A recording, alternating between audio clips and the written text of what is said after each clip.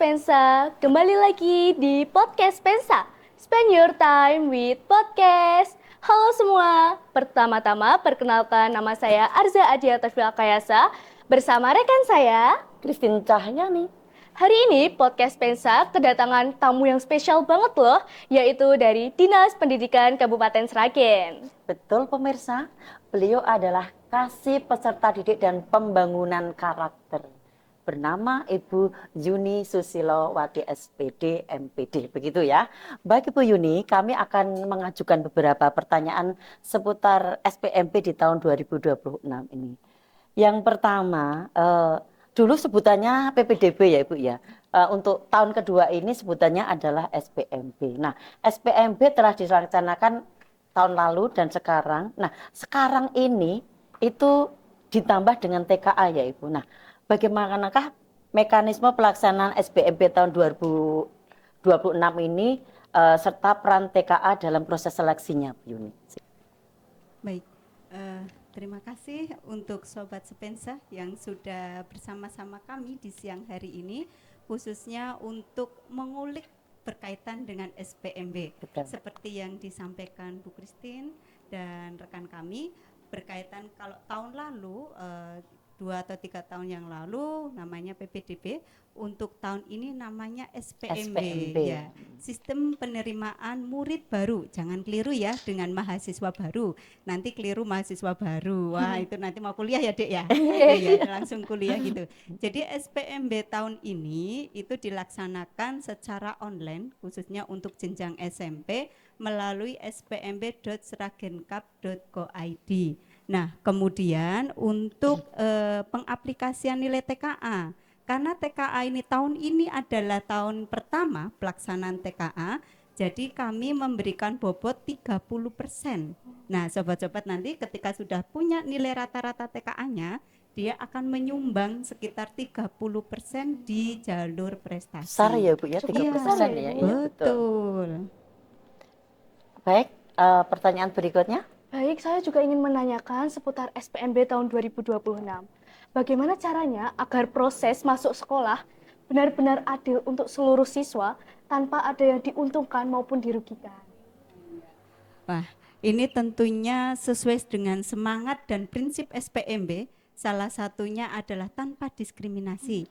Dan kami sampaikan bahwa untuk tagline SPMB Dinas Pendidikan dan Kebudayaan Kabupaten Sragen tahun 2026 ini adalah melayani sepenuh hati tanpa gratifikasi dan diskriminasi. Tapi tanpa pungutan dan tanpa pembedaan ya. Betul. Jadi Keren semua sekali. bisa. Itu ya. Baik, saya juga ingin menanyakan bagaimana caranya dinas menentukan jumlah siswa di tiap sekolah agar semua sekolah kebagian siswa secara seimbang. Karena memang ada beberapa sekolah yang kemarin menjadi berkurang gitu ya siswanya gitu. Iya, betul. Jadi Sobat Sepensa, ketika kita ingin tahu nih ya, berapa sih jumlah kuota di SMP tertentu, itu kami Dinas Pendidikan dan Kebudayaan Kabupaten Sragen sudah mengeluarkan namanya SK jumlah peserta didik tiap-tiap sekolahan. Iya. Kemudian dari pemetaan tersebut semua calon murid dari berbagai daerah bisa mendaftarkan dan bisa dilihat juga di website Sragen Kap. Iya. Itu ya untuk keadilannya. Baik Mbak Yuni, berkaitan dengan dokumen-dokumen yang wajib diunggah oleh calon peserta didik SMP SPMB Kabupaten Sragen di tahun ini saat verifikasi tanpa terkecuali jalur apapun itu bagaimana? Apa saja maksudnya? Oh iya, jadi ketika Sobat Sepensa ingin mendaftarkan diri ke SMP favorit atau pilihannya gitu ya, dia bisa membuat atau menyiapkan dokumen-dokumen. Untuk jalur domisili, kakak wajib dibawa ya untuk memverifikasi. Kemudian untuk jalur afirmasi ada beberapa dokumen. Untuk kakak kan semua jalur nih.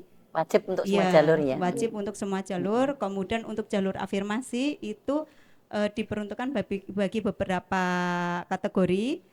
Salah satunya nanti ada kartu PIP, kemudian juga surat keterangan dari dinas sosial, kemudian jika dia ATS ada surat keterangan ATS, jika dia anak panti asuhan maka dia membawa surat keterangan dari dinas sosial bahwa dia adalah anak panti asuhan. Kalau surat keterangan kelurahan bisa tidak? Oh, surat keterangan kelurahan untuk apa dulu? Untuk Ya. yang jalur afirmasi tadi. Surat keterangan kelurahan bahwa dia tidak mampu begitu ya, jadi tidak bisa digunakan. Oh, gitu. Dan kami Dinas Pendidikan sudah memadankan data. Jadi Sobat Sepensa tidak perlu khawatir nih, saya masuk ke jalur apa? Karena nanti ketika dia masuk jalur afirmasi, maka dia sudah ada nama tersebut. Oh, sudah masuk. Sudah. Iya, muncul gitu ya. sudah muncul karena kita sudah padankan dengan dinas sosial gitu. Baik Ya. Ibu Yuni, saya ingin menanyakan seputar jalur prestasi. Pada jalur prestasi SPMB tahun 2026, prestasi apa saja yang dapat digunakan untuk mendaftar ke SMP negeri dan bagaimana ketentuan atau syarat piagam prestasi yang dapat dinilai dalam proses seleksi?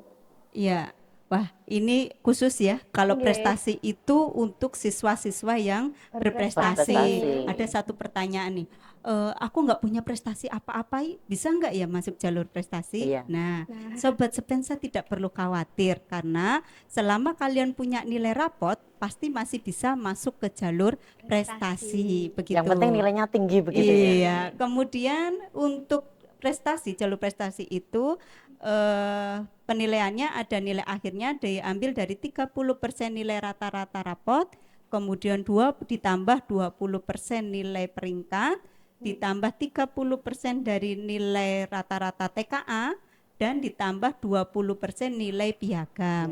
Nah, sesuai pertanyaan tadi nih, piagam apa sih? Saya ini punya piagam pramuka Yang bisa lolos setumpuk-tumpuk begitu loh. ya. Iya, yang bisa lolos. Jadi, Sobat Sepensa, bahwasanya kami sampaikan untuk jalur prestasi itu ada akademik dan non akademik. Ya, non akademik ini nanti ada dua nih, ada yang kejuaraan sama penghargaan. Nah, piagam-piagam yang termasuk kejuaraan itu nanti yang kalian itu terdaftar sebagai juara 1, juara 2, juara 3 itu masuk ke kejuaraan. Paling rendah Ibu? Paling rendah tingkat kecamatan juara 1. Oh, juara 1 ya. Iya, juara 1 ya. Mohon maaf, yang juara 2 tingkat Tidak kecamatan bisa. belum Tidak bisa. bisa. Ya. Kemudian untuk tahun ini kami mengakomodasi bagi Sobat Sepensa yang memiliki piagam yang tidak dikeluarkan dari pemerintah. Contohnya dari pihak swasta nih. Dari pihak swasta, mereka bisa mengkonversikan ke Dinas Pendidikan dan Kebudayaan Kabupaten Sragen. Begitu. Jadi nanti kisarannya mulai tanggal 2 Juni sampai dengan tanggal 15 Juni harus dikonversikan ke Dinas Pendidikan dan Kebudayaan Kabupaten Sragen. Kemudian piagam yang kedua termasuk penghargaan. Sobat Sepensa yang memiliki penghargaan sebagai partisipasi sebagai peserta apa, tetapi yang menandatangani itu minimal adalah di tingkat kabupaten. Kabupaten ya. Iya, jadi dari Dinas Pendidikan dan Kebudayaan, Bu Kadin memberikan penghargaan bagi si A karena sudah aktif dalam kegiatan apa. Atau Pramuka Garuda, itu juga bisa dipakai. Oh, yang banyak bertanya itu memang tentang Pramuka Iya. Garuda. Bisakah itu banyak yang SMS masuk begitu seperti itu Bu Yudi. Jadi Iya. karena kalau Pramuka Garuda itu kan rombongan Iya. begitu ya banyak. Semuanya itu bisa masuk sesuai dengan misalnya juara 1 itu semuanya bisa masuk ya yang dalam tim itu ya. Iya, untuk peserta dari Regu Ya. bisa, semuanya bisa, tetapi ketika mengkonversikan harus melampirkan SK penetapan tim. Jadi ada namanya siapa saja, Masuk ke jangan-jangan tim nih, itu ya. Bu Christine nggak Ya. masuk, dimasukkan. Ternyata padahal itu biar tidak. bisa lolos ya Bu Yuni. Ya, Betul, biar betul bisa sekali. lolos. Kemudian pesta siaga.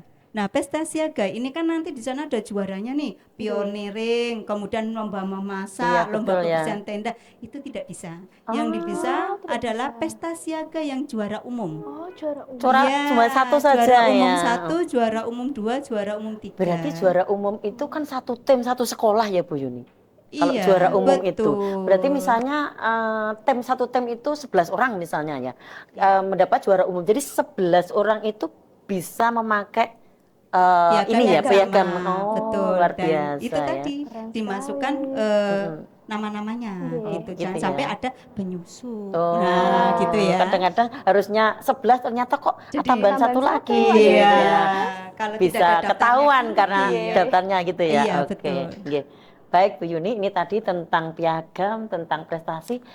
Kita sekarang sebenarnya tadi sudah di disebut di awal ya tentang Iya. jalur afirmasi ya. Jadi sebenarnya bagaimana proses pengecekan data pada jalur afirmasi tersebut agar sesuai yang diterima itu benar-benar sesuai dengan kriteria yang ditetapkan. Dasarnya landasannya apa gitu Oh ya. iya, karena kan nanti pasti ada yang berbondong-bondong nih ke SMP Betul, saya. mencari surat Ini keterangan loh, aku punya surat kelurahan, apa keterangan, saya mencari nggak surat keterangan mampu. dari RT, pejabat ya, juga bisa gitu ya. betul. Ya. Nah, teman-teman, untuk yang jalur afirmasi tahun ini berbeda dengan tahun lalu. Iya. Jika tahun lalu kami memang tidak bisa memadankan data, tetapi tahun ini alhamdulillah karena aplikasinya sudah sistemnya di Dinsos sudah berubah Semakin menggunakan namanya canggih DTS. ya, maju, semakin canggih ya. Sudah semakin canggih, kita bisa memadankan data. Jadi sekitar 7.000 peserta. Oh, keren sih. Berarti Iya. kita tuh masih banyak ini ya, apa namanya, apa ya, kategori di bawah garis.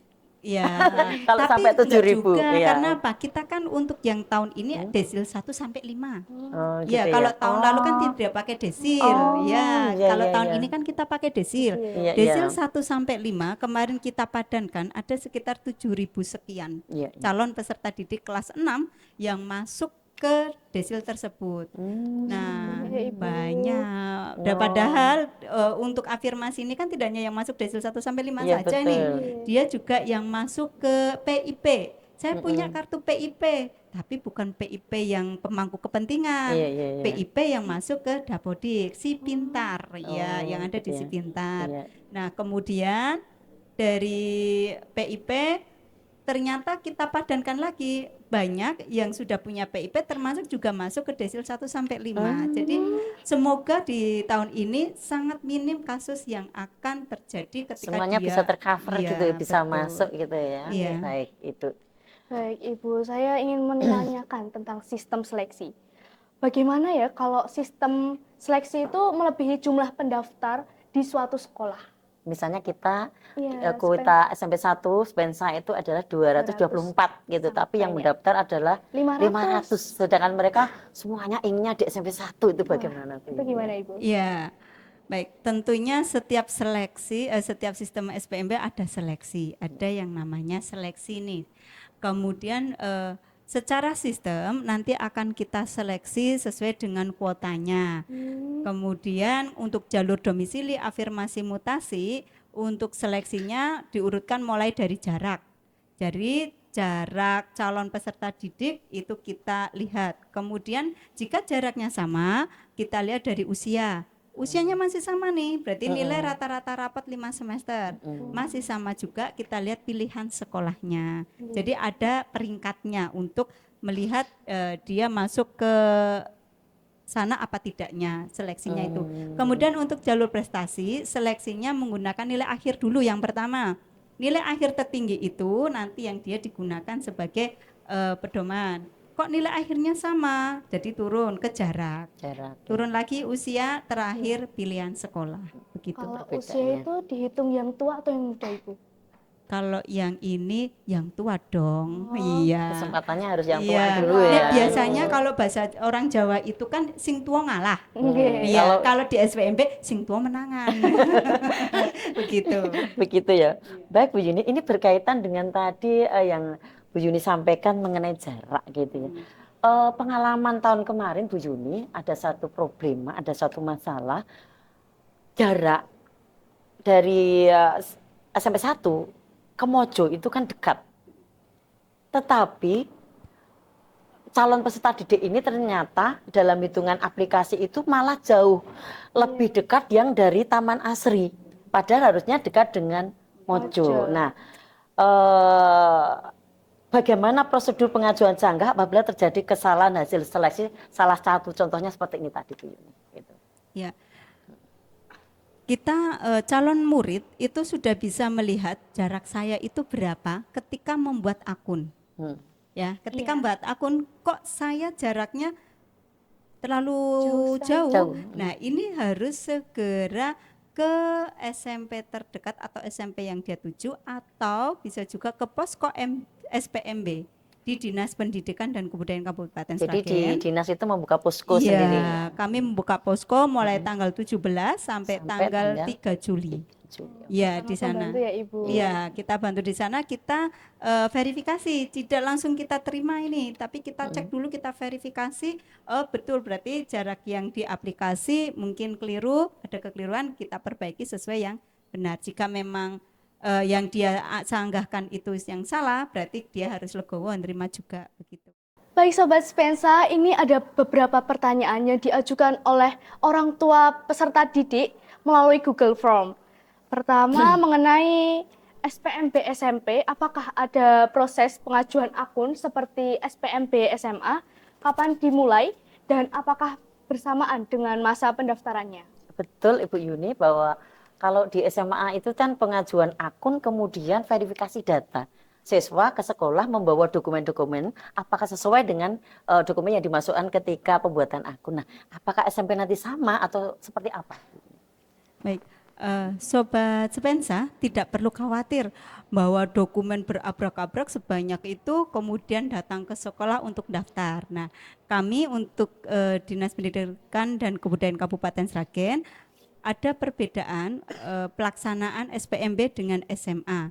Jadi calon murid itu bisa langsung membuat akun.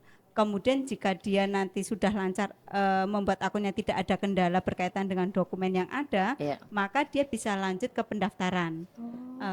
Tapi kalau memang nanti dibutuhkan verifikasi ulang, contoh seperti dia kakaknya itu SDHK-nya tertuang famili lain. Nah, itu nanti akan ada verifikasi ulang. Nah, ini yang perlu dia siapkan adalah kakak, begitu. Jadi buat akun langsung daftar.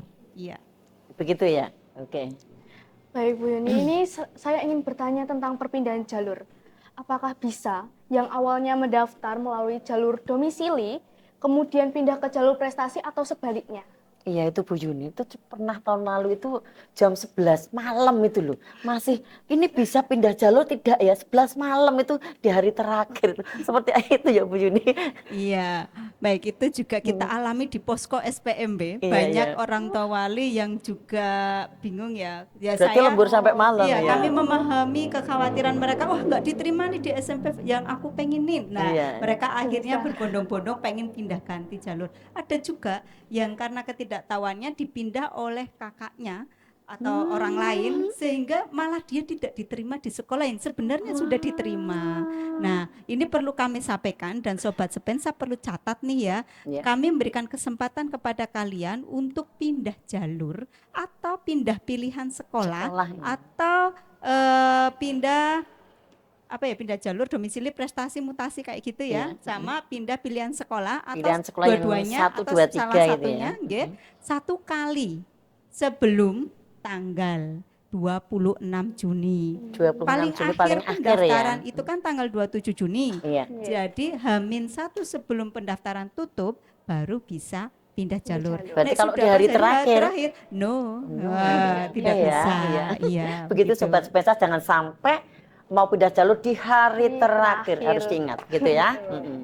Baik Ibu, saya ingin bertanya, jika saya memiliki piagam prestasi, tetapi berencana untuk mendaftar ke jalur domisili, apakah pada jalur domisili tetap perlu menyertakan piagam meskipun belum diajukan kurasi? Ya, untuk pendaftaran jalur domisili tidak dibutuhkan piagam.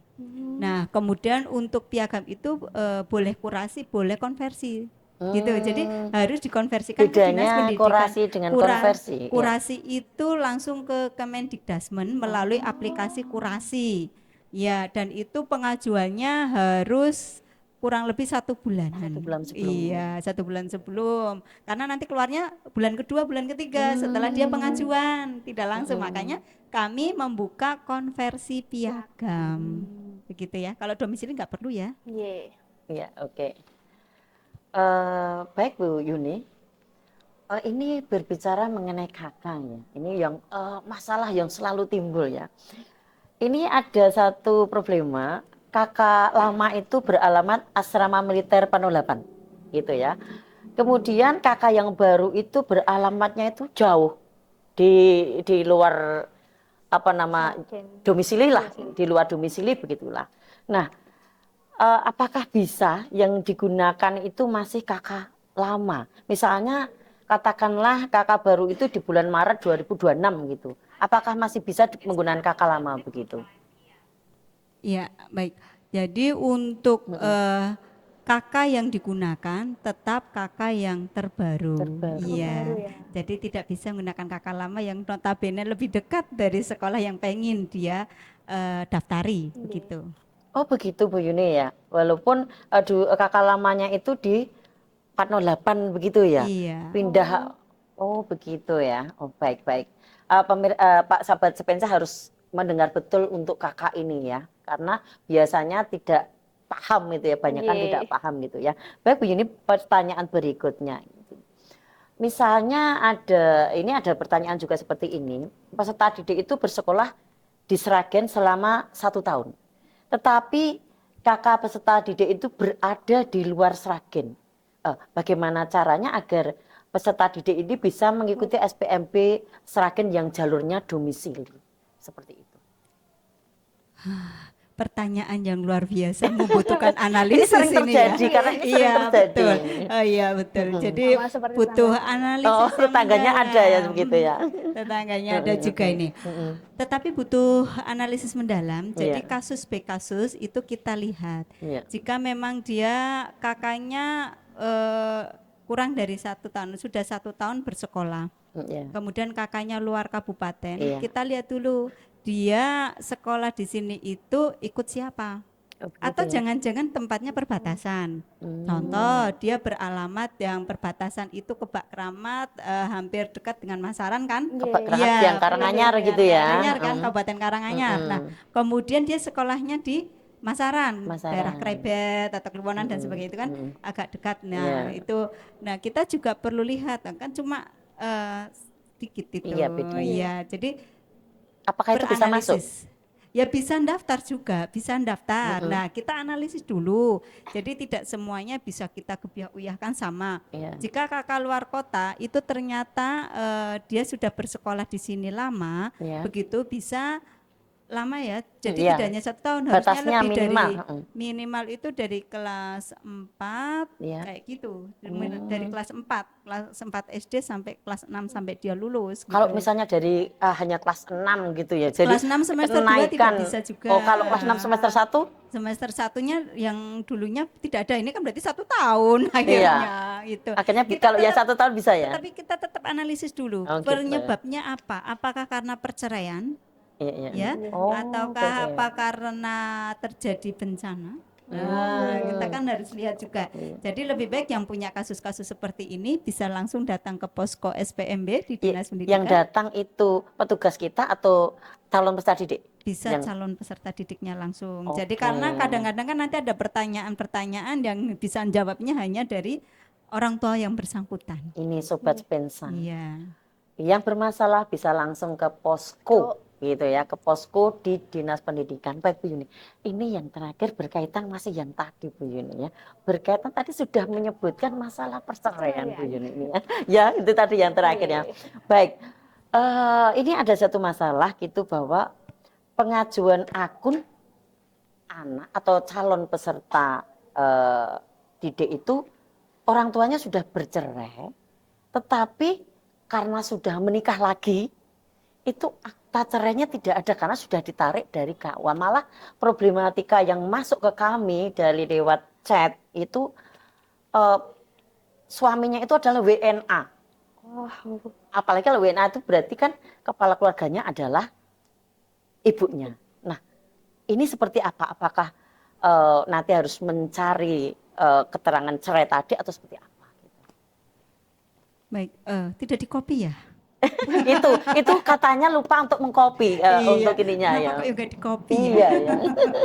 Iya. Karena sudah merasa sudah apa namanya Selesai menikah gitu ya, lagi sudah begitu, menikah apalagi lagi. menikah itu sudah agak lama begitu ya.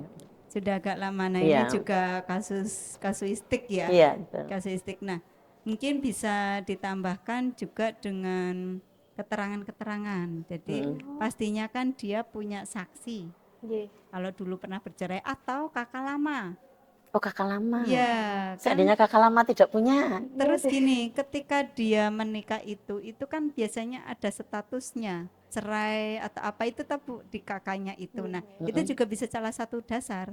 Ya cari dulu lah, pasti Oh, gitu. ada. Atau kakaknya mungkin yang lama kalau yang seperti itu menunjukkan dia biasanya pernah cerai ada gitu. tidak apa namanya dokumennya lama di KUA atau mungkin di pengadilan agama itu biasanya dokumen yang itu masih bisa tidak untuk dicari biasanya? Iya, masih bisa. Oh, masih Jadi bisa, mintakan ya. untuk dokumennya ke sana Oh, juga. begitu Jadi ya. tetap harus ada melampirkan atau membuktikan bahwa dia pernah cerai. Jadi kan Wah, nanti kakak itu ada tulisannya cerai hidup, cerai mati kan. Iya, ya, iya, itu betul, bisa betul. dipakai dasar juga. Oh, begitu. Iya. Baik Bu Yuni, ini tadi berbagai macam pertanyaan baik yang kita buat maupun yang dari Google Form. Google Form calon orang tua murid begitu, Bu Yuni.